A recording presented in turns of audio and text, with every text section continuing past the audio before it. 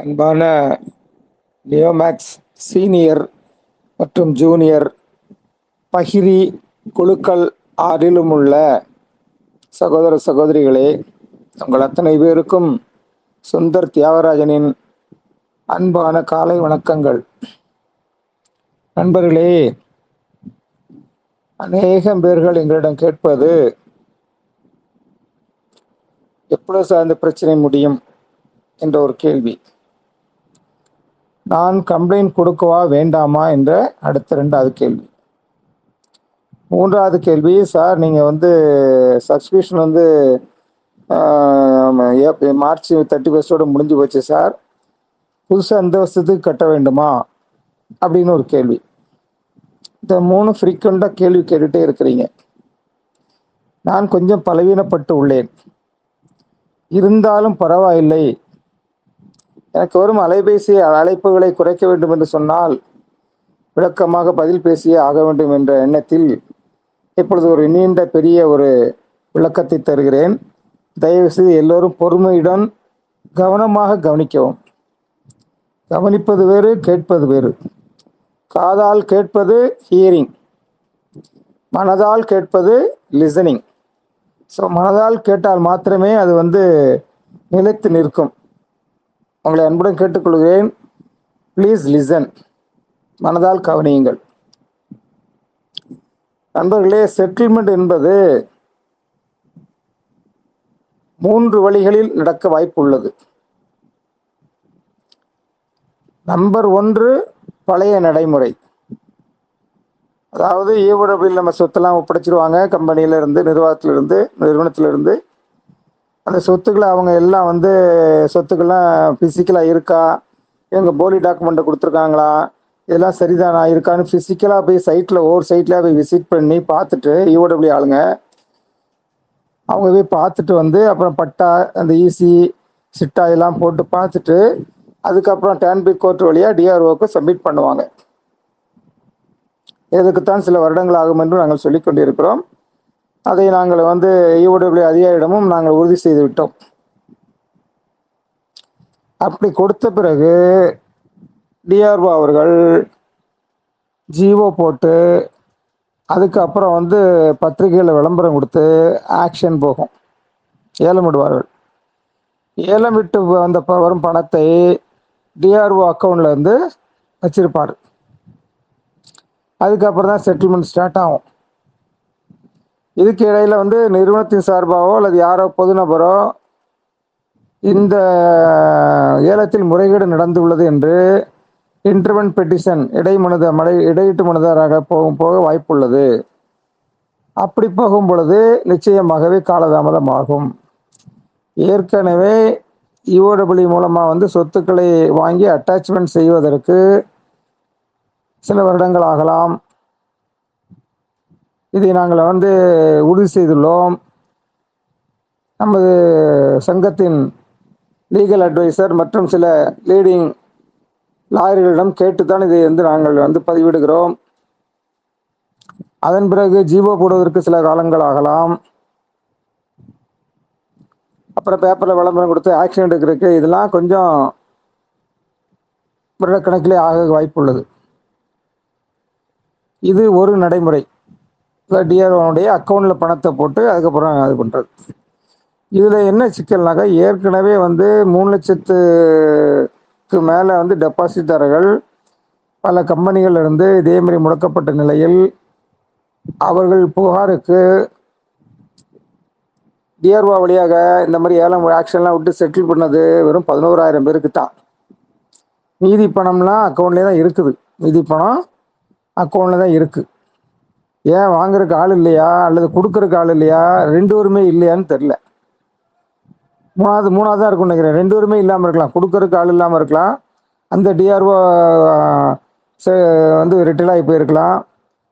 வாங்க வேண்டியவர்கள் உலகத்தை விட்டே போயிருக்கலாம். ஸோ இந்த சூழல் முதல் படி, முதல் சான்ஸுக்கு உள்ளது. அடுத்து 2வது சான்ஸ். டிஎஸ்பி மனிஷா மேடம் எங்ககிட்ட சொன்னது அதுதான்.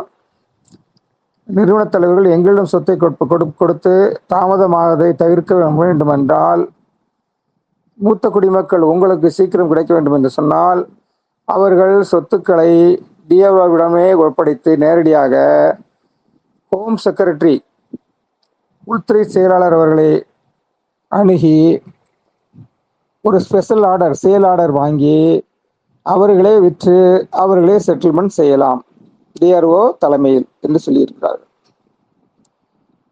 இது என்னை பொறுத்தவரை சிறந்த நடைமுறை. இந்த நடைமுறைக்கு நம்ம தலைவர்கள் முயற்சித்து வருகிறார்கள் என்பதை நான் அவர்களிடம் பேசி தெரிந்து கொண்டேன்.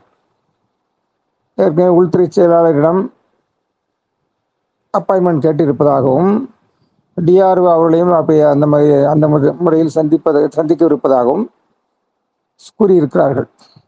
இது சிறந்த முறை. இந்த முறை வந்தால் இந்த வருஷத்துக்குள்ள செட்டில்மெண்ட் கிடைக்க அதிக வாய்ப்புகள் உள்ளன. இந்த 2 மெத்தடுக்குமே 3 நபர்கள், 3 டிபார்ட்மெண்ட் தேவை. ஒன்று இஓடபிள்யூ, டான்பீட் கோர்ட்டு, 3வது டிஆர்ஓ, ரெவன்யூ டிபார்ட்மெண்ட் சேர்ந்தது. இப்போ 2 பேர் அவைலபிளாக இருக்காங்க. இஓடபிள்யூ இருக்கிறாங்க, டான்பீட் கோர்ட்டு லீவு கிடையாது, சம்மர் ஹாலிடேஸ் வெக்கேஷன் கிடையாது. 3வது நபராக நான் கூறும் டிஆர்ஓ அவர்கள் மதிப்பிற்குரியவர், பெரிய அதிகாரி, உயர் அதிகாரி. அவர் தேர்தல் பொறுப்பில் இருக்கின்றார்கள். தேர்தல் அதிகாரியாக இருக்கும் பட்சத்தில் தேர்தல் முடிந்துவிட்டதுதான், இருந்தாலும் வாக்கு எண்ணும் முறை அவர் இந்த பக்கம் வரமாட்டார் என்பதுதான் எங்களுடைய கணிப்பு. ஸோ அப்படி இருக்கும் பொழுது ஜூன் 4ஆம் தேதி என்று நினைக்கிறேன் வாக்கு எண்ணிக்கை. அது முடிந்து 2-3 நாட்கள் கழித்து அவர்கள் இந்த விஷயத்தை கையில் எடுக்கலாம். அப்படி எடுத்து அவர் என்ன முடிவு எடுக்கிறார் என்பது அவர்கள் 3 பேரும் கலந்து பேசிதான் முடிவு எடுப்பார்கள். யாரெல்லாம்? EOW, DRO, TANPID court. அதற்கு 1-2 வாரங்கள் ஆகலாம். ஆனாலும் இந்த நடைமுறை நல்லதாகப்படுகிறது. ஸோ அது வரைக்கும் புகார் கொடுப்பவர்கள் காத்திருக்கலாம் என்பது என்னுடைய அபிப்பிராயம், என்னுடைய தனிப்பட்ட அபிப்பிராயம். நான் யாரையும் எப்பொழுதுமே கம்ப்ளைண்ட் கொடுங்க என்றும் சொல்ல மாட்டேன், கம்ப்ளைண்ட் கொடுக்க வேண்டாம் என்றும் சொல்ல மாட்டேன். அநேகர் எங்களிடம் கோபப்படுகிறீர்கள் பேசும் பொழுது. அப்பொழுதெல்லாம் நீங்கள் ஒன்றை புரிந்து கொள்ள வேண்டும். நாங்களும் உங்களை போன்று முதலீடு செய்தவர்கள் தான், பியூர் கஸ்டமர்கள் தான். நாங்கள் யாருடைய கரங்களையும் பிடித்து உங்களை நாங்கள் இங்கு வந்து டெபாசிட் பண்ணுங்கள் என்று நாங்கள் சொல்லவில்லை. மேலும் நீங்கள் எங்களிடம் பணத்தை கொடுத்து நாங்கள் கமிஷனோ கான்டெஸ்டோ எதுவும் எடுக்கவில்லை. நாங்கள் அதற்கு பொறுப்பாளியாகலாம் ஆக முடியாது, நீங்கள் எங்களை ஆக்கவும் முடியாது. இந்த சூழலில் எங்களிடம் கோபப்படுவது அர்த்தமற்றது. மேலும் நாங்கள் எல்லா பதிவுகளையும், எல்லா நிகழ்வுகளையும், கரண்ட் பொசிஷன் என்ன என்பதையும் நாங்கள் தளத்திலே போடுகிறோம். அப்படி தளத்திலே போடுவதை கூட நீங்கள் சரியாக பார்க்காமல் எங்களிடம் அலைபேசி மூலம் தொடர்பு கொள்கிறீர்கள். 100க்கு 75 பேர் தொடர்பு கொள்கிறவர்கள் தலைவர்கள் தான். வாடிக்கையாளர்கள் எங்களிடம் ஃபோன் பண்ணி கேட்பது ரொம்ப குறைவு தான். கம்ப்ளைண்ட் கொடுக்கலாமா சார், வேணாமா அப்படிங்கிறதான் கேட்குறாங்க. மற்றபடி எங்களை ரொம்ப தொந்தரவு செய்வது முகவர்கள் தான். தயவுசெய்து அதை கொஞ்சம் தவிர்த்து கொள்ளலாம். சரி, நான் 2 மெத்தடை சொல்லிட்டேன். 3வது மெத்தடு என்ன தெரிந்து கொள்வது உங்களுக்கு ஆவலாக இருக்கும். 3வது மெத்தடு ஒரு முக்கியமான மெத்தடு. அதற்கும் கொஞ்சம் காலதாமதம் ஆகும். அதை விளக்கமாக சொல்லிவிடுகிறேன். புகார் கொடுத்தவர்கள் 2 முறையில் செட்டில்மெண்ட் வாங்குவதற்கு வாய்ப்பு இருக்கிறது. நான் ஏற்கனவே சொல்லிவிட்டேன். முதல் மெத்தடு ஆக்ஷன் விட்டு டிஆர்ஓ அக்கௌண்ட்டில் பணத்தை போட்டு அதுக்கப்புறம் செட்டில்மெண்ட் பண்ணுறது இருக்குது. அது அந்த ஹைரார்கி பார்த்தீங்கன்னாக்கா EOW TANPID court, TANPID court DRO, DRO customer. இதற்குத்தான் டைம் ஆகும் என்று நான் சொல்லியிருக்கிறேன். பழைய நடைமுறை இது. இதுக்கு வருடக்கணக்கில் ஆயிருக்குது. பழைய சரித்திரத்தை பார்த்தால் 10 வருடங்கள், 15 வருடங்கள், 20 வருடங்கள் இன்னும் செட்டில் ஆகாமல் 249 கம்பெனிலாம் இருக்குது. 2வது மெத்தடு ஸ்பெஷல் சேல் ஆர்டர் வாங்கி நிறுவனமே டிஆர்ஓ தலைமையில் விற்று பணத்தை கொடுப்பது. பணமாக கொடுக்கலாம், நிலமாக கொடுக்கலாம். இது சிறந்த மெத்தட். இது எல்லாத்துக்குமே கம்ப்ளைண்ட் கொடுத்தவங்க கொடுக்காதவங்க எல்லாத்துக்குமே சீக்கிரம் கிடைக்க வாய்ப்புள்ளது. 3வது மெத்தட் வந்து முக்கியமான மெத்தடு. இதை இப்பொழுது சிலருக்கு பீதியை கிளப்பி விட்டுள்ள ஒரு நிகழ்வு. அது என்னவென்றால் அதுதான் சிக்மா. சிலர் அதை நக்மா என்று வர்ணிக்கிறார்கள். அதாவது சிறு சிறு குழுக்களாக, நான் ஏற்கனவே சொல்லியிருக்கேன் சிக்மாவை பற்றி, சிறு சிறு குழுக்களாக தன்னெழுச்சியாக மக்களுக்கு செட்டில்மெண்ட் பண்ண வேண்டும் என்ற நல்ல நோக்கத்தில் சிறு சிறு தலைவர்கள் யார் யாருக்கெல்லாம் புகார் இல்லையா அவரெல்லாம் ஒன்று திரண்டு சிறு சிறு தொகையை முதலீடாக கொடுத்து முதலிலே ஒரு சின்ன இடத்தை எடுத்து, ஆல்ரெடி ஏற்கனவே போட்ட பிளாட்டாக இருக்கலாம், அந்த ஓனரால் விற்க முடியாமல் இருக்கலாம். ஸோ விற்பனை பிரதிநிதிகளாக அந்த ப்ராஜெக்டுகளை எடுத்து, ஏற்கனவே 2 எடுத்துட்டாங்க. சென்னை ஒரு இடம் ஒன்று, இங்கே திருவெரும்பல் பிஹெச்எல் பக்கத்தில் ஒரு சைட் அபிராமபுரம். இந்த மாதிரி ஆங்காங்கே எடுக்க போகிறாங்க. எல்லா ஊர்லையும் எடுக்க போகிறாங்க. எல்லா தலைவர்களும் எழுச்சியோடு எடுக்க போகிறாங்க. அப்படி எடுத்து வரக்கூடிய அமௌண்ட்டுக்கு பேர் சீட் கேபிட்டல். சீடுனா தெரியும், விதை நெல் என்று சொல்வார்கள் அல்லவா. விதை நெல்லை பத்திரப்படுத்தி வச்சிருப்பாங்க. அந்த விதை நெல்லை சாப்பாட்டுக்கு பயன்படுத்த மாட்டாங்க. ஏன்னா விதை நெல்லை சாப்பாட்டுக்கு பயன்படுத்தினா அடுத்து விதைக்கிறதுக்கு ஒன்றுமே இருக்காது. நம்ம தோழர்கள் அநேக பேர் என்னிட கோபமாக பேசுகிறார்கள். ஏன் சீட் கேபிட்டல் தான் வருது இல்லை, அதில் இருந்து கொஞ்சம் பணத்தை எடுத்து கொஞ்சமாக கொடுக்கலாம்ல மக்களுக்கு, 10% 20% கொடுக்கலாம்ல அப்படின்னு சொல்லி எங்ககிட்ட சண்டை போடுறாங்க. எங்கிட்ட நாங்கள் ஏதோ கம்பெனி சேர்மன் நிமிடி மாதிரி சண்டை போடுறாங்க, ஆர்கியூ பண்ணுறாங்க. நண்பர்களே, யாரும் விதை நெல்லை யாரும் சாப்பிடக்கூடாது. சாப்பிட்டா அடுத்து ஒன்றுமே இருக்காது, விதைக்கிறதுக்கு ஒன்றுமே இல்லாமல் போயிடும். ஸோ இவங்க இந்த சின்ன சின்ன ப்ராஜெக்ட் மூலமாக வரக்கூடிய அமௌண்ட்டை சீட் கேபிட்டலாக வச்சுக்கிட்டு அதுக்கப்புறம் பெரிய ப்ராஜெக்ட் எடுப்பாங்க. 100 ஏக்கர், 200 ஏக்கர், 300 ஏக்கர் பெரிய ப்ராஜெக்டை எடுத்து அந்த ப்ராஜெக்டில் உள்ள பிளாட்டுகளை தான் பிரித்து பிளாட்டுகளாக டிடிசிபி அப்ரூவல் பிளாட்டுகளாக மாற்றி அதன் பின்பு தான் பிளாட்டுகளாகவோ விற்பனை செய்து பணமாகவோ நமக்கு கொடுக்க, நமக்கு என்றால் நமக்கு இல்லை, அது எல்லாருக்கும் அல்ல, நமக்கு என்றால் புகார் கொடுக்காதவர்களுக்கு கொடுப்பதற்கு அதிக வாய்ப்புள்ளது. இதைத்தான் அவர்கள் புகார் அளித்தவர்கள் எதிர்க்கிறார்கள்.